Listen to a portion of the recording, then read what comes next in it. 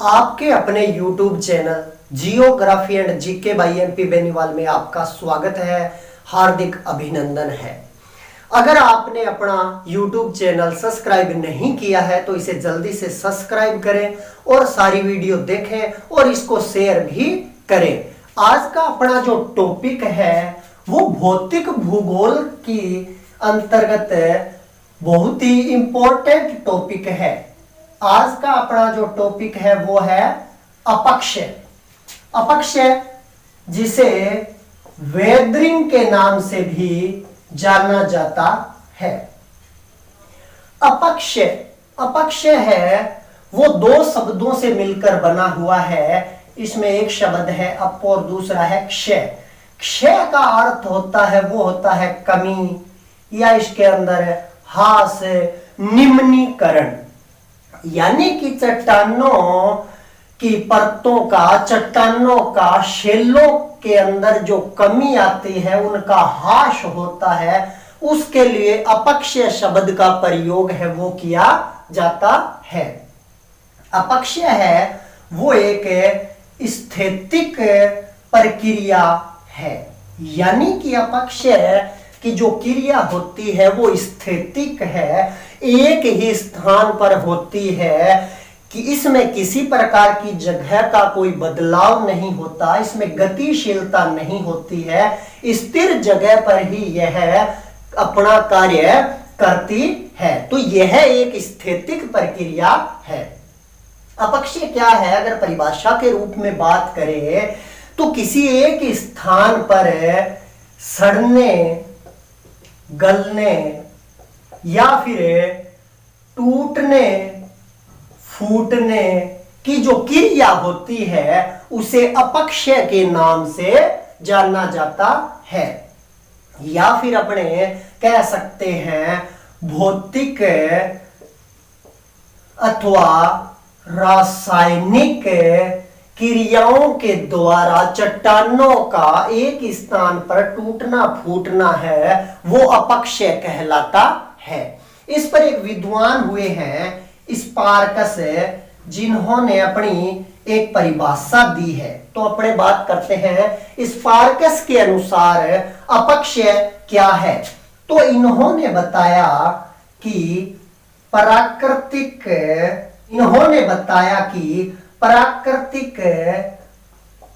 कारकों द्वारा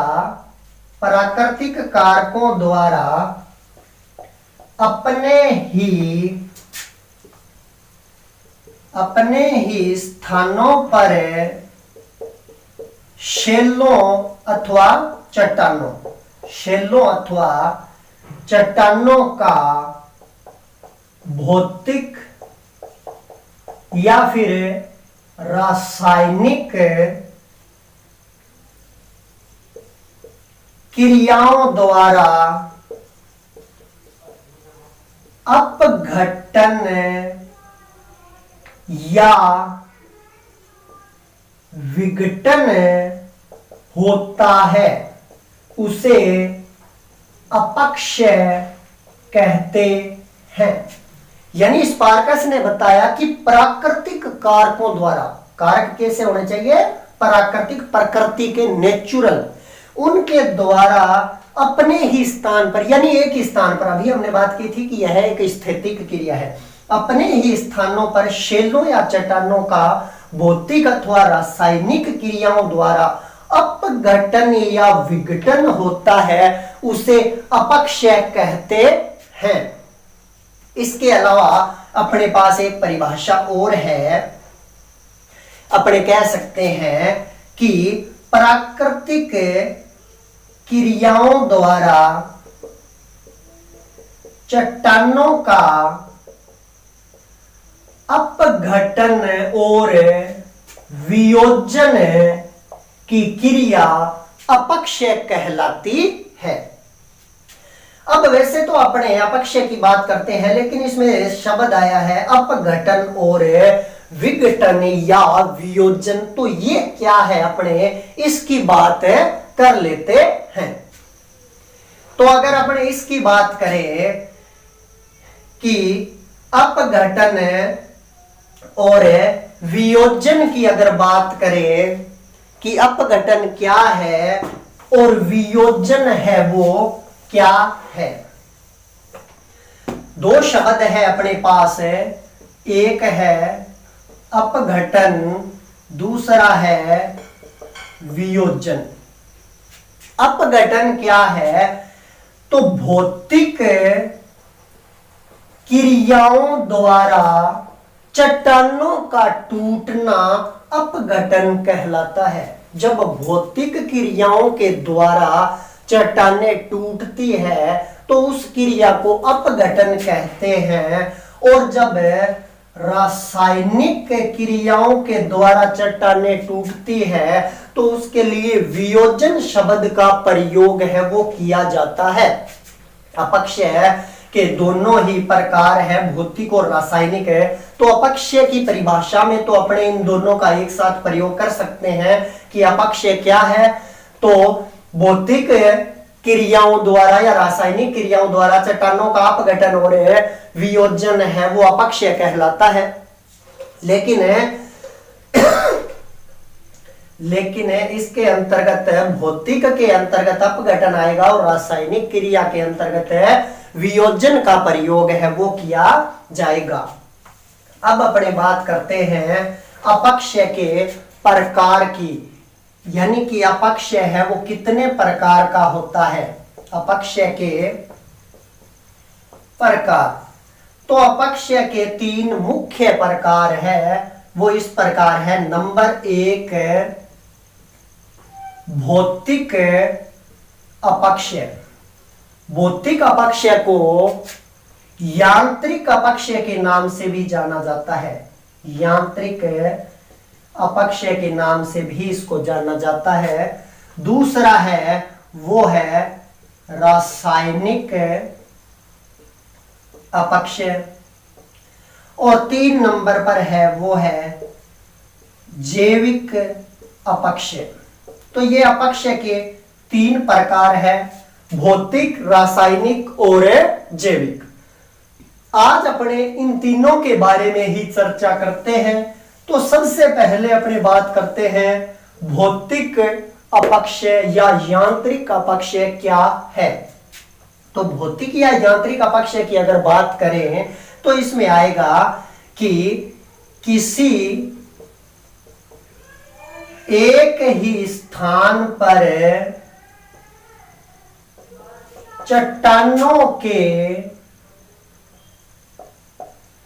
अपघटन की क्रिया को भौतिक अथवा यांत्रिक अपक्षय कहते हैं।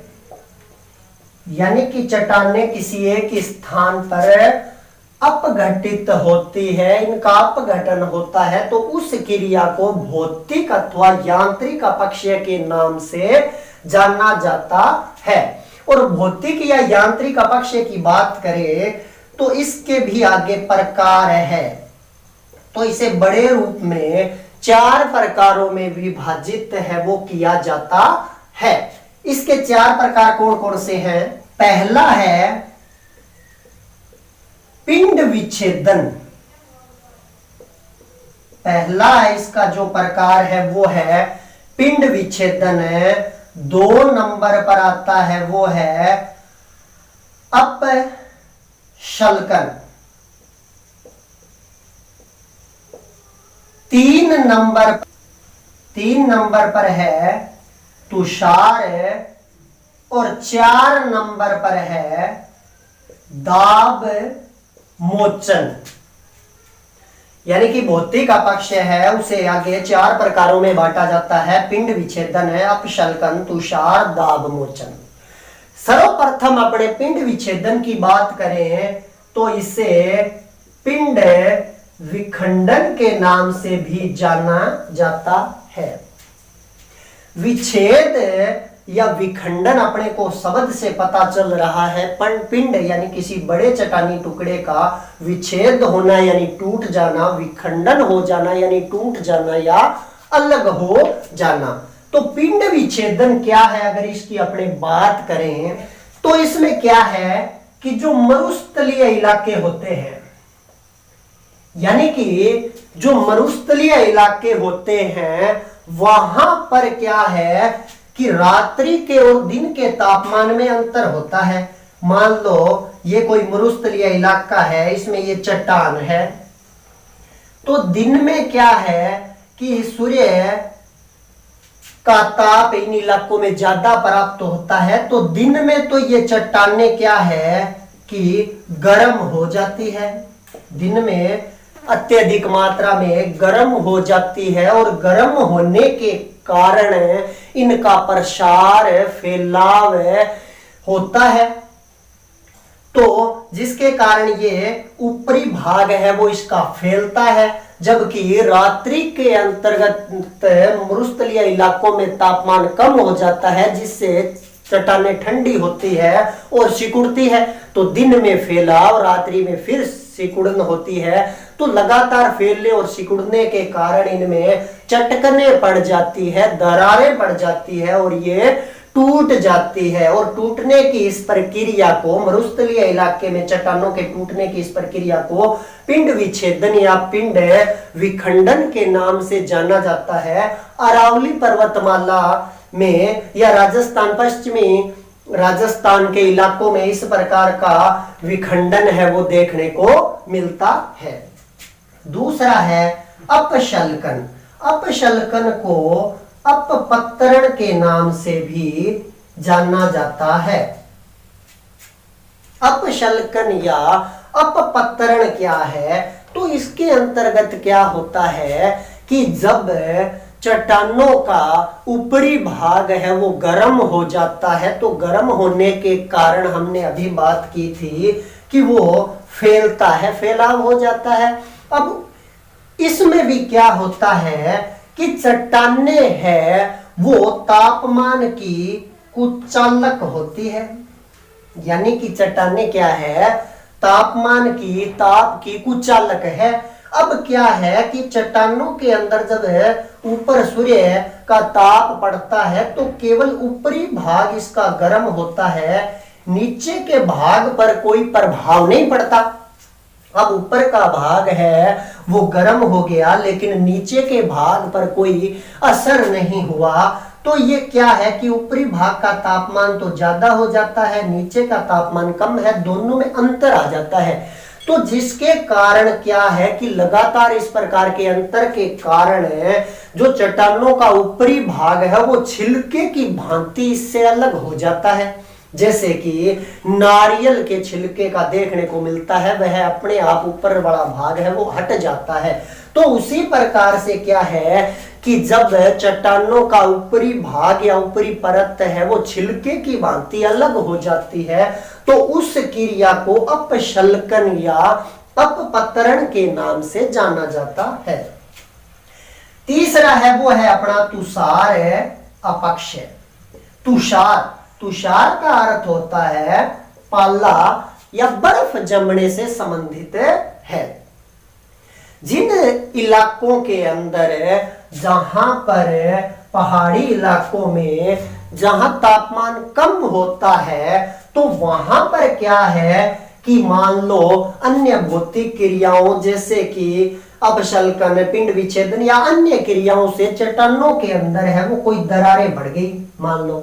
अब क्या होता है कि बरसात का पानी इन चट्टानी दरारों में चला जाता है।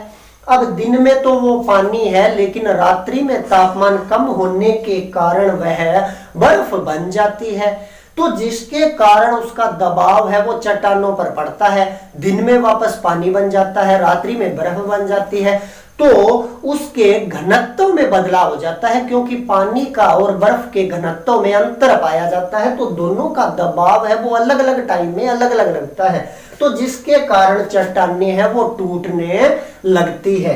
क्योंकि बरसात का पानी या नदियों का पानी है वो उन्हें दरारों के अंदर चला जाता है और बाद में उसमें बदलाव की प्रक्रिया होती है, तो उसके कारण भी चट्टानें है वो टूटने लगती है, जिसे तुषारी अपक्षय के नाम से जाना जाता है।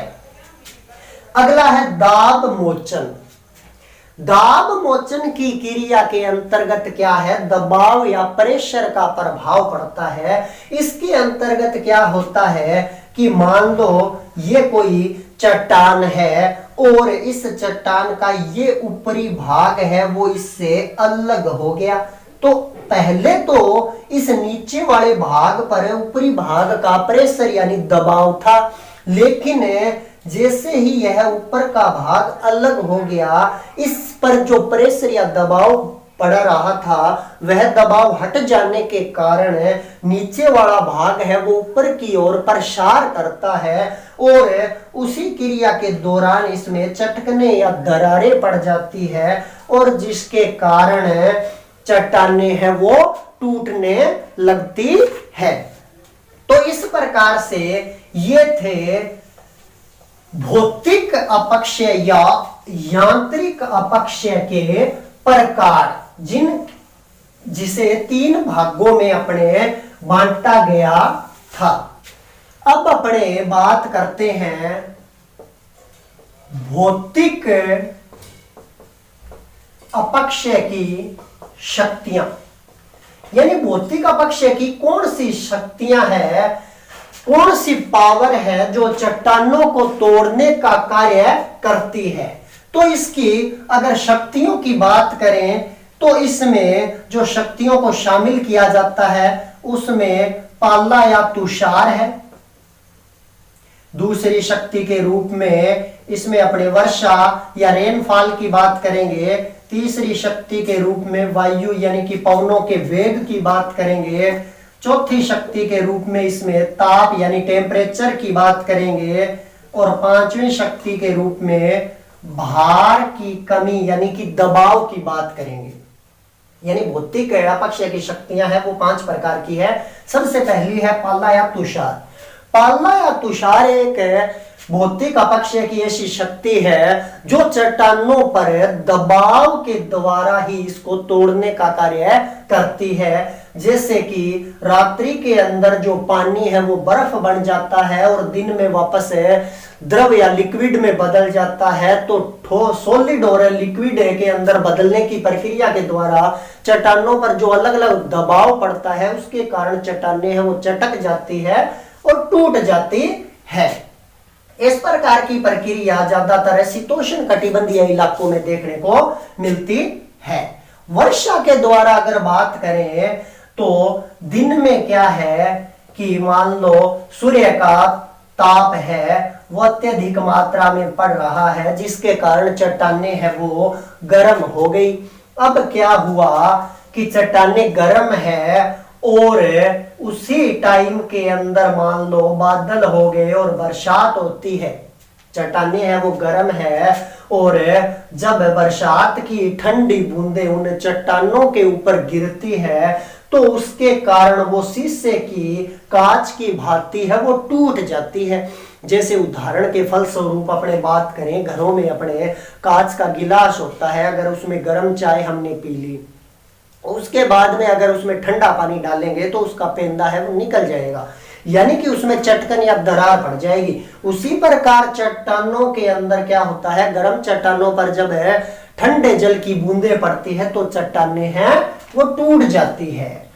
वायु के द्वारा अगर अपक्षय की बात करें तो वायु के द्वारा अपक्षय है वो वैसे दिखाई नहीं देता है, लंबे टाइम बाद इसका प्रभाव है वो देखने को मिलता है।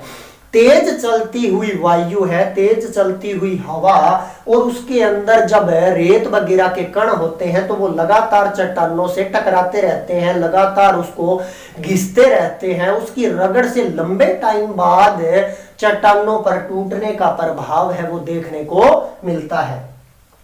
फिर ताप की बात करें तो अभी हमने बात की थी कि सूर्य के ताप के कारण चट्टानें हैं वो गर्म हो गई, रात्रि में ठंड के कारण वो फिर ठंडी हो गई, तो लगातार गर्म और ठंडी होने के कारण उसमें फैलाव और सिकुड़न पैदा होता है और उसके कारण चट्टानें हैं वो टूट जाती है।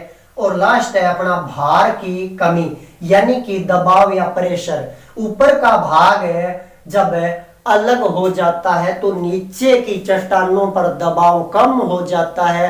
ऊपर की परतों के हटने से वो चट्टानें ऊपर की ओर फैलाव करती है और जिसके कारण उनमें दरारें या चटकने पड़ जाती है। तो ये था अपना भौतिक अपक्षय। और अब अपना दूसरा पॉइंट है या इसका अपक्षय का दूसरा प्रकार है उसकी बात करते हैं। तो 2 नंबर अपक्षय है रासायनिक अपक्षय। रासायनिक अपक्षय की अगर अपने बात करें तो रासायनिक अपक्षय क्या है? तो प्राकृतिक क्रियाओं द्वारा चट्टानों का एक ही स्थान पर विघटन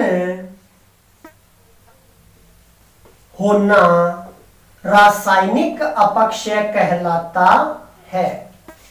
यानी कि प्राकृतिक क्रियाओं द्वारा चट्टानों का एक ही स्थान पर विघटन होता है, उस क्रिया को रासायनिक अपक्षय के नाम से जाना जाता है। रासायनिक अपक्षय के अंतर्गत जो 2 महत्वपूर्ण कारक होते हैं उसमें जल और वायु, इसको शामिल किया जाता है। जल और वायु यानी कि गैस, इन्हीं के द्वारा बड़े रूप में रासायनिक अपक्षय की क्रिया है वो होती है। रासायनिक अपक्षय के अगर अपने प्रकार की बात करें तो इसके अंतर्गत मुख्य रूप से जो प्रकार है उसमें पहले नंबर पर आता है ऑक्सीकरण, जिसे ऑक्सीडेशन के नाम से जाना जाता है। दूसरे नंबर पर आता है वो है कार्बोनेशन। 3 नंबर पर है वो है जल योजन। 4 नंबर पर है वो है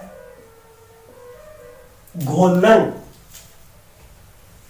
और 5वें नंबर पर आता है सिलिका पृथक्करण। सिलिका पृथक्करण को शामिल किया जाता है। तो रासायनिक अपक्षय के ये 5 प्रकार है। ऑक्सीकरण है, कार्बोनेशन, जलयोजन है, घोलन है, सिलिका पृथक्करण। ऑक्सीकरण को ऑक्सीडेशन के नाम से भी जाना जाता है। कार्बोनेशन हो गया। जल योजन को हाइड्रेशन के नाम से जाना जाता है। घोलन की प्रक्रिया यानी कि घोल के नाम से जाना जाता है। और सिलिका परत को डिसिलिकेशन के नाम से जाना जाता है। अब अपने इनकी बात करते हैं पांचों की कि ये किस प्रकार से अपना कार्य है वो करते हैं। यानी कि रासायनिक अपक्षय के प्रकार की अपने बात कर रहे हैं। और पहला है वो है अपने पास है ऑक्सीकरण या ऑक्सीडेशन। ऑक्सीकरण है उसकी क्रिया किस प्रकार कार्य करती है। तो ऑक्सीकरण के अंतर्गत क्या होता है कि जब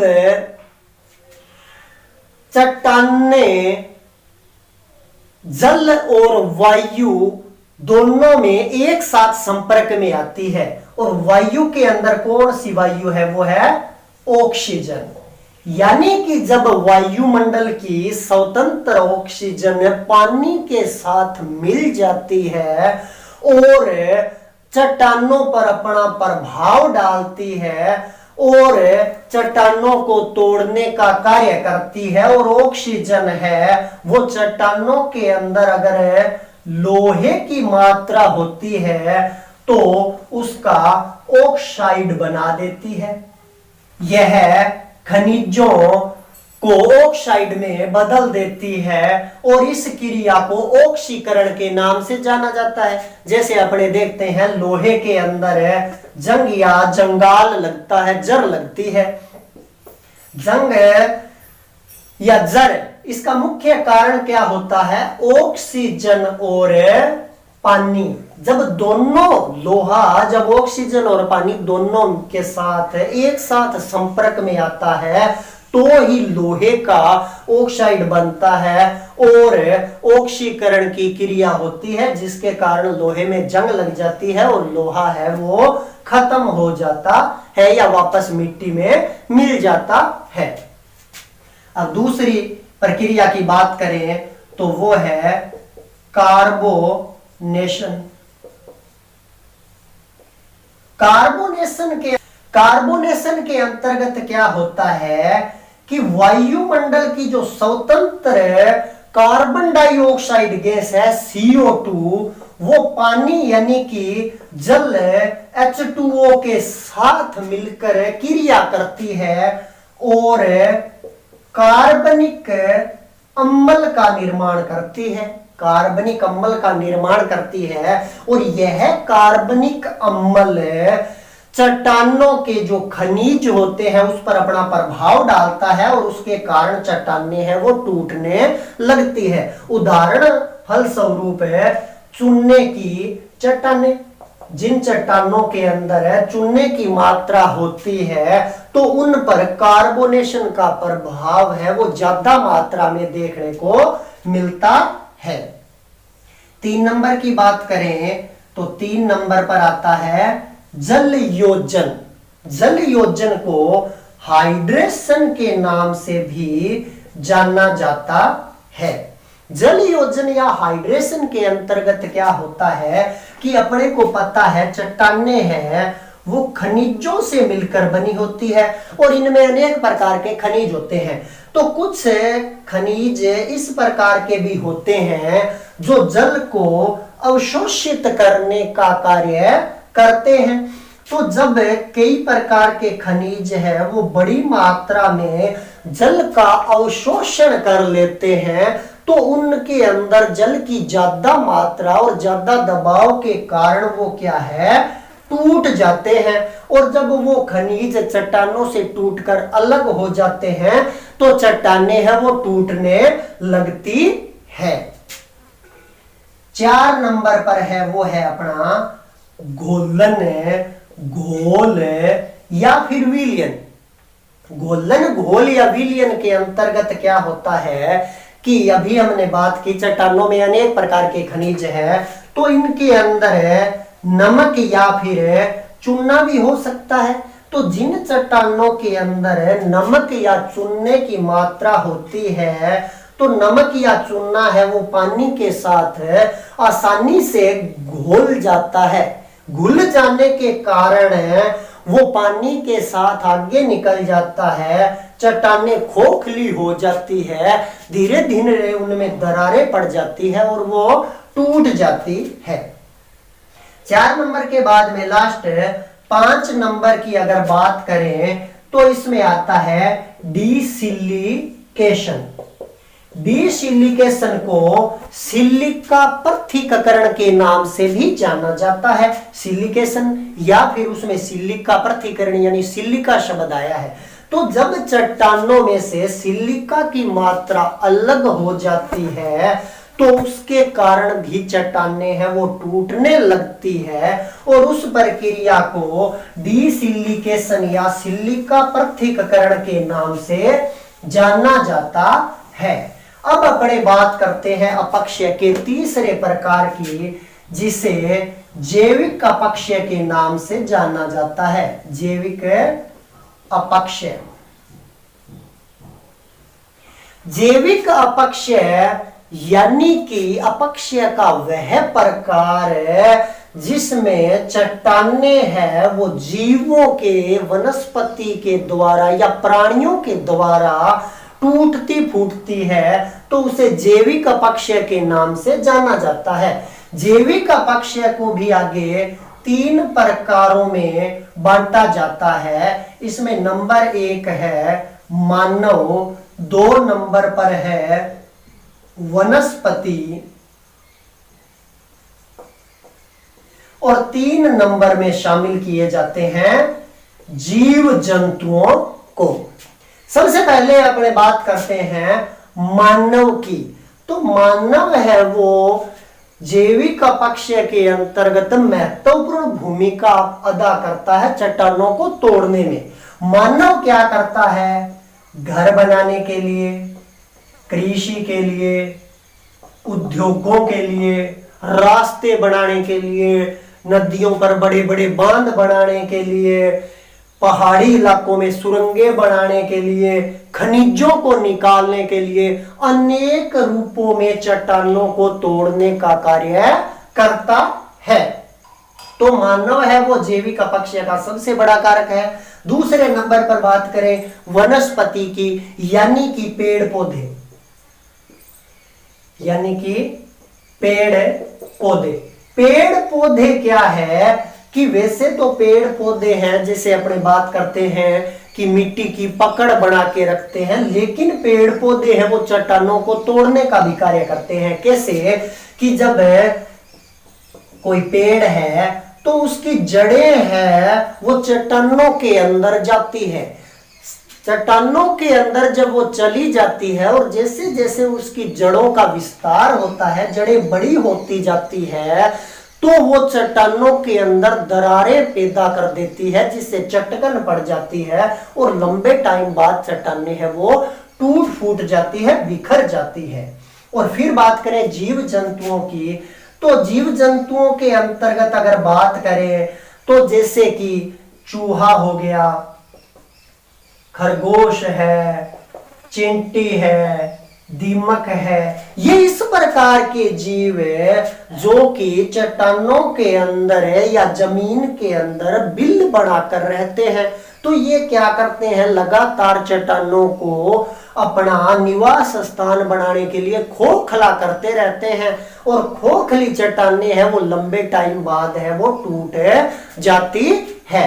तो इस प्रकार से हमने पढ़ा अपक्षय या वेदरिंग के बारे में, जो कि सभी प्रतियोगी परीक्षाओं की दृष्टि से काफी महत्वपूर्ण टॉपिक है। और यह 3 प्रकार का था, भौतिक, रासायनिक और जैविक। तो हमने इन सभी के प्रकारों के बारे में भी पढ़ा। और अपक्षय के साथ साथ एक इंपॉर्टेंट टॉपिक आता है अपर्दन, यानी कि इरोजन।